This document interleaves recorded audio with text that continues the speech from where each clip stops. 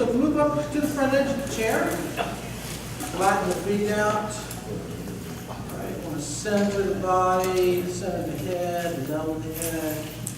But just take a moment, check posture. Tip back, see if you hit the backrest. If you do, move further forward. Sit up toward the front head. And then work with the shoulders. Lift and roll. Draw up toward the ears, roll back, release. Draw up and roll forward, release. Let the arms hang heavy.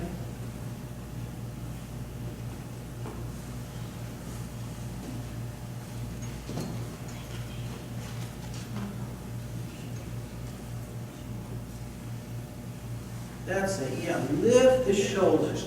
Pull them up toward the ears. And as we're working, we try to keep the back straight, head level. So while we're doing all of the exercises, we're also working with posture. Every now and then, think into the bottoms of the feet and feel the contact with the floor. That's fine. Now bring the arms out in front. And then move the forearms towards the center.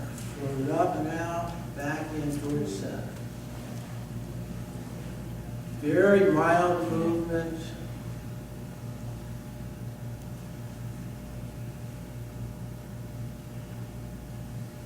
Feel free to breathe.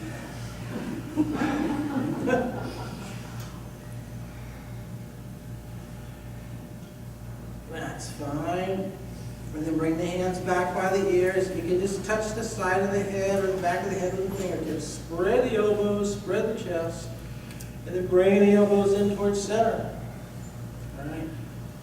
Try to take a deep breath as we spread. Exhale as we come in toward the middle. Never force it, especially if there's pain or if you have limited mobility. Just do what is comfortable for your body and don't worry about any limits. Work at your own pace. It's one reason I tend not to count the movements so that there's no pressure to try to conform to a particular pacing.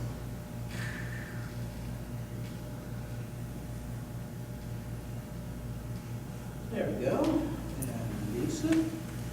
All right, then hang the arms off to the sides and work up high and low like this. And then check in with the posture. And so what we want to avoid is tipping. We don't want to tip the body. Keep your feet flat and keep the body centered. Keep working. Okay, rest it. Then cross the arms. And now we're tipping forward, we're tipping back. So we have several details that we want to sense as we work.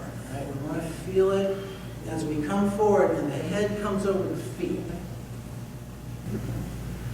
As we tip forward and back, begin to get more sensitive to what we're feeling in the bottoms of the feet. So feel the changes in weight. That's it.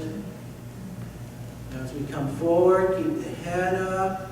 So avoid coming forward and dropping the head dramatically toward the floor. The easiest way to fix that is use the eye. So pick a point straight out in front and look at it as we come forward. And that'll hold the head position. And otherwise, just throw the weight around. Build strength, build control of the posture.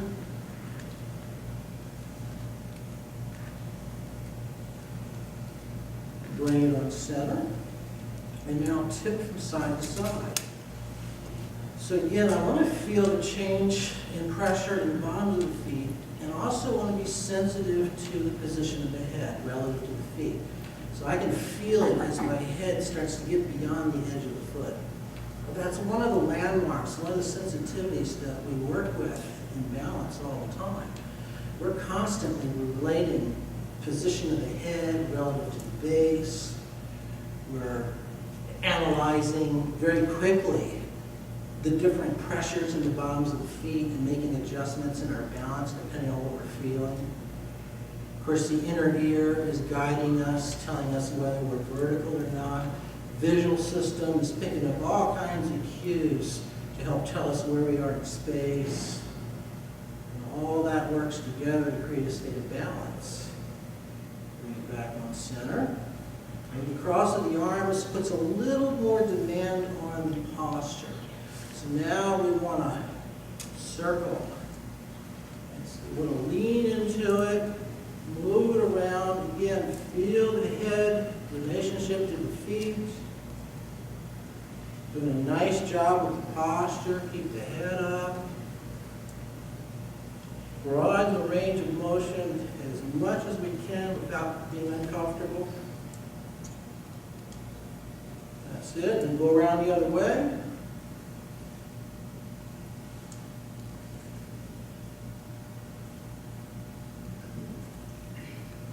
Notice if you're holding the breath, try to release and allow the normal breath rhythm. That's fine. Bring it on center. Release the arms. Now we're moving into the hip joint, so we'll start by lifting the knee. Bring the knee up as high as we can. And at the same time, we're lifting one leg. Be conscious of the other foot. Keep it flat on the floor. And if you can, even push down a little bit against the ground. So we have two actions. We're lifting one side, and simultaneously we're pushing it into the floor with the other side. This is flexibility, strength, range of motion, spatial awareness, control. This is an essential strength to be able to walk normally. Yeah, it's okay for the body to tip some. The main thing is, as I lift the knee, to avoid hunching forward. That usually indicates that there's an imbalance in the relationship between the muscle that does this and the muscles that control our posture. So the idea is to be able to lift the knee and keep the back straight. And pause it. If I were to say this was a really high step, if things are working right, I ought to be able to lift the knee and bring it up onto that chair or a step. But if the musculature is out of balance in some way, as I lift the knee, the tendency would be for the upper body to tip forward like this. Of course, that creates a real imbalance. So that can happen going up or down steps. So we need to control the posture, and yet we need to be able to lift and bring the knee down without that tipping of the body. And that's partly why we're doing this. We do it in the chair first because that way we don't have to worry about balance. We can just work on the movement and make it strong. Try a little bit more. Lift. Try to take a bite out of your knee.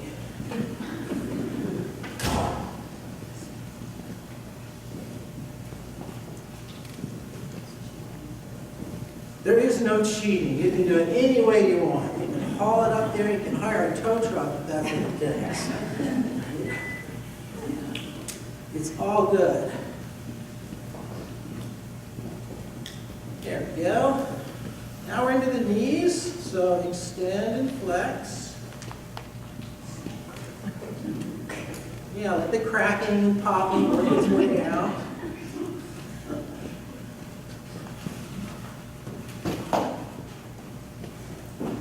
Again, as we're working with the legs, notice what's going on in the posture. As we start to lift the foot off of the floor, is there any tipping forward?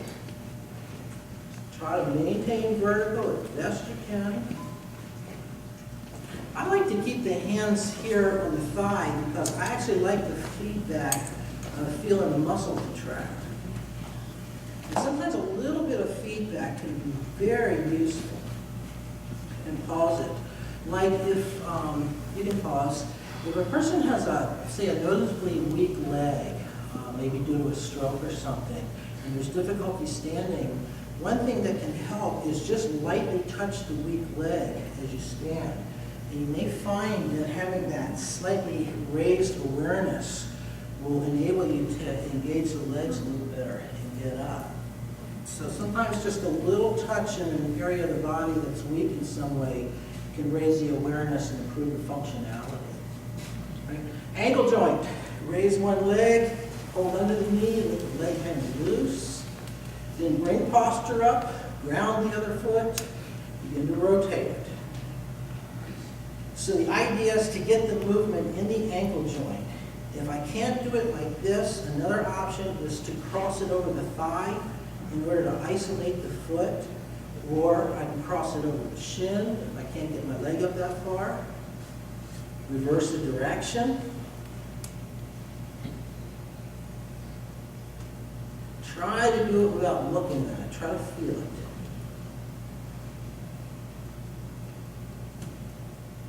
That's it. Bring it down. Right into that. Big circle. Another thing that helps is to think into the big toe. Imagine that we're drawing a circle with the big toe. Sometimes that increases the awareness in the movement of the ankle. Let's go the other way.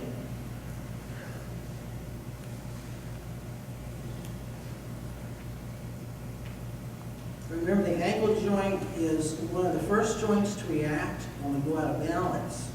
Let's release it.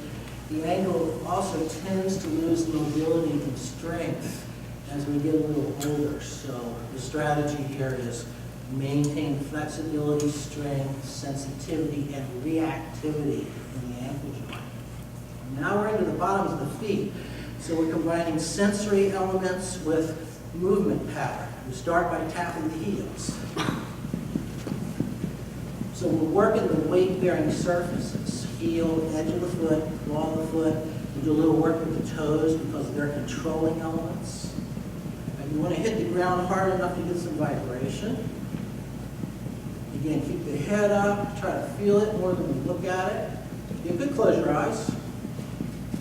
Pause. Now roll toward the outer edge of the foot. If you're not getting a lot of feeling, bear down on it a little bit. Probably get just some neuropathy or something. So you can lean forward, put more body weight in it. That's fine. Good. And pause. Right now, keep the heels on the ground, tap the toes. Try to make little sounds with a little more energy in it.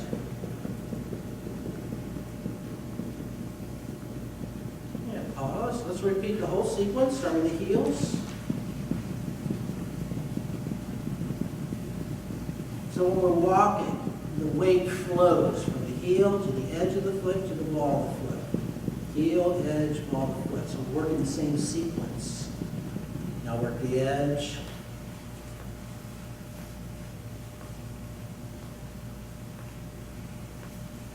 And tap the ball of the foot.